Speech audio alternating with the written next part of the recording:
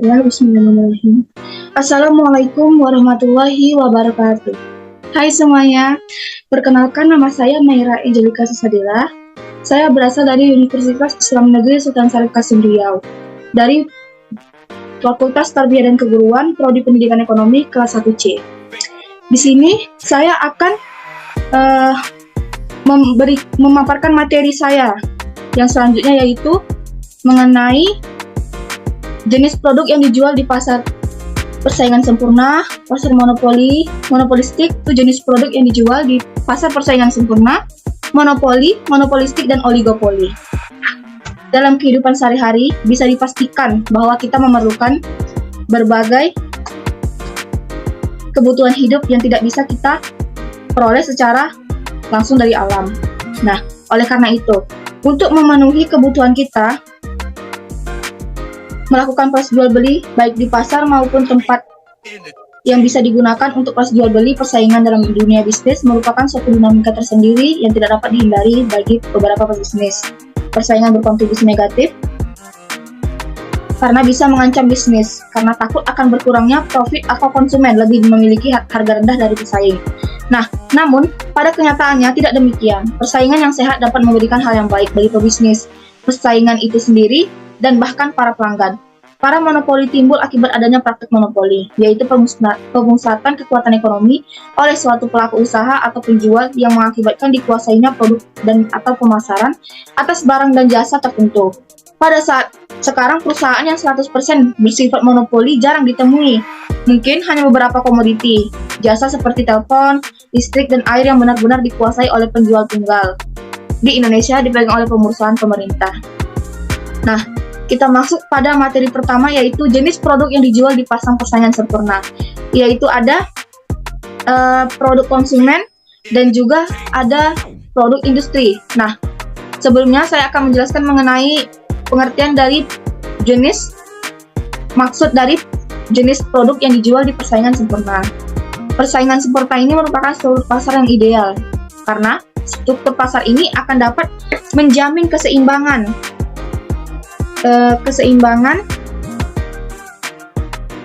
atau menjamin berlangsungnya aktivitas produk dan tingkat efisien yang tinggi. Oleh karena itu, dalam analisis ekonomi sering digunakan asumsi bahwa perekonomian merupakan pasar persaingan sempurna. Nah, tetapi dalam praktek tidaklah mudah untuk menentukan suatu industri dapat digolongkan ke dalam pasar persaingan sempurna yang sesungguhnya atau sesuai teori. Umumnya, yang ada adalah yang mendekati ciri-ciri struktur pasar tersebut. Namun, sebagai landasan teori untuk menganalisis ekonomi, mempelajari ciri-ciri pasar persaingan sempurna adalah yang sangat penting. Nah, kita masuk pada yang pertama, yaitu produk konsumen. Contohnya itu ya seperti beras, buah-buahan, sayur-sayuran, dan gandum. Lalu, untuk produk industri yaitu seperti batu bara dan minyak mentah. Masuk ke materi yang kedua, yaitu jenis produk yang biasa dijual di pasar persaingan monopoli. Nah, pasar monopoli ini merupakan industri yang terdiri dari satu perusahaan, di mana terdapat hambatan bagi perusahaan baru untuk memasuki pasar. Beberapa hambatan masuk beberapa warabala pemerintah, yaitu skala ekonomi dan keunggulan biaya lain.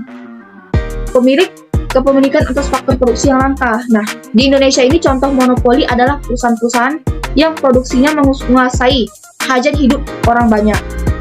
Nah, misalnya itu seperti Pertamina yang menguasai produk dan distribusi minyak bumi, atau PLN yang merupakan penyedia listrik bahan utama di negeri ini. Lalu yang kedua, yaitu ada jenis produk yang biasa dijual di pasar persaingan monopolistik. Nah, ada beberapa karakteristik dari produk-produk yang dihasilkan oleh suatu perusahaan dengan produk-produk yang dihasilkan oleh perusahaan-perusahaan lain. Nah, dalam pasar persaingan monopolistik ini, para konsumen merasakan adanya perbedaan. Nah, perbedaan karakteristik dari produk-produk yang dihasilkan oleh suatu perusahaan dengan produk-produk yang dihasilkan oleh perusahaan-perusahaan lainnya. Perbedaan tersebut bisa mencerminkan perbedaan yang sebenarnya di antara produk yang relate konsumsi, atau hanya perbedaan persepsi konsumsi bahwa produk-produk yang dihasilkan oleh perusahaan-perusahaan yang beroperasi di pasar memang berbeda. Nah, sebagai contoh dari perbedaan produk ini dapat dilihat dari bentuk fisiknya, seperti beda fungsi, beda bentuk, ataupun beda kualitas. Nah, perbedaan ini juga dapat dijumpai dalam kaitannya dengan merek, logo, ataupun kemasan. Nah, ada juga contoh-contoh produk yang dijual di pasar persaingan monopolistik. Apa aja sih? Yang pertama, produk konsumen yaitu pakaian, cemilan atau snack.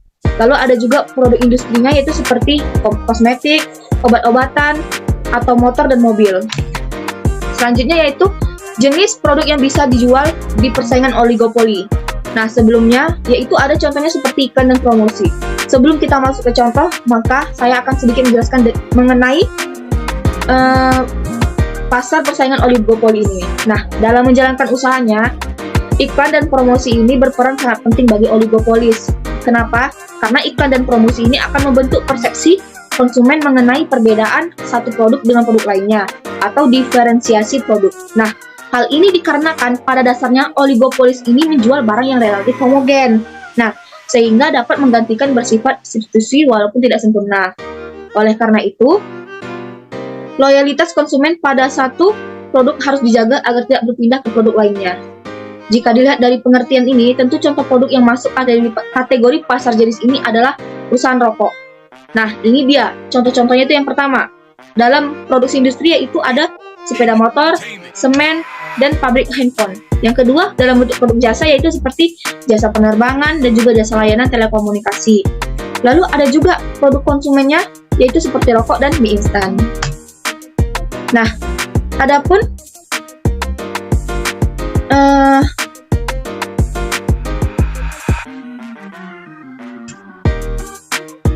kesimpulan dari materi yang telah saya bahas yaitu pasar monopoli adalah suatu bentuk pasar yang memiliki satu penjualan atau produsen dengan banyak pembeli. Nah, orang yang melakukan monopoli terhadap suatu pasar tersebut disebut dengan monopolis. Karena hanya ada satu penjual di pasar, maka monopolis bertindak sebagai penentu harga atau price maker. Monopolis dapat menentukan harga dengan cara menambah atau mengurangi jumlah barang yang disediakan di pasar. Nah, pasar monopolistik merupakan suatu pasar yang dapat terjadi jika dalam sebuah pasar memiliki banyak produsen, dengan adanya perbedaan antara produk yang dihasilkan oleh para produsen bagi pembungkus, mereknya, dan yang lainnya. Nah, pasar oligopoli ini adalah salah satu jenis pasar di mana hanya terdapat beberapa produsen atau penjual dengan banyak pembeli di pasar.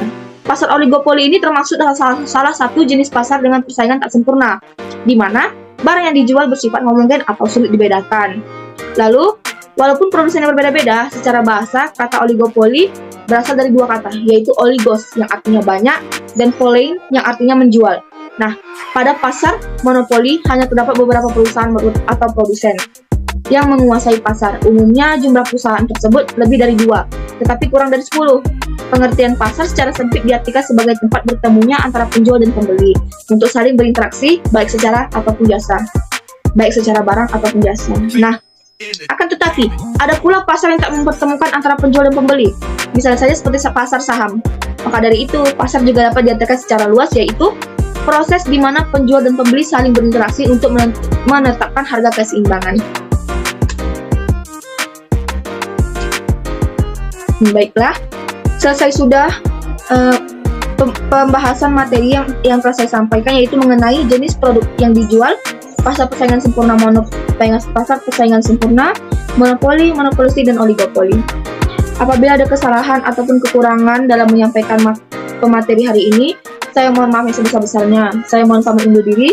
Saya akhiri dengan wabillahi taufiq wal hidayah. Wassalamualaikum warahmatullahi wabarakatuh.